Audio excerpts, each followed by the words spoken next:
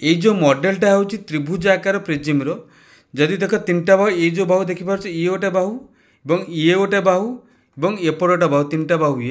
ये बाहु नौ एटा बी नौचे आपको सी नौचे ये जो उच्चता को नौचे तेज आम कौन पे ना एच नौचे तेल जो प्रिज्म रो तीनटा बाहु पाचे आपको नौचे आम एटा नौचे बी एटा ना सी और ये जो उच्चता नौचे आमर के एच हुए तेज प्रिज्म रो पार्श्व पृष्ठतल क्षेत्रफल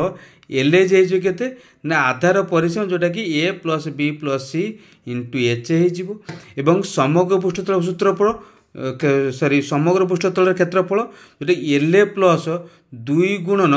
आधार क्षेत्रफल एल ए प्लस 2 गुणन आधार क्षेत्रफल 2 गुण आधार क्षेत्रफल केते ना 2 गुणन त्रिभुजर क्षेत्रफल है। आयतन कहले कौन हो ना आम जाने आयतन हूँ भूमिर क्षेत्रफल गुणन उच्चता होता है मन हो भूमिर क्षेत्रफल गुणन उच्चता होता है।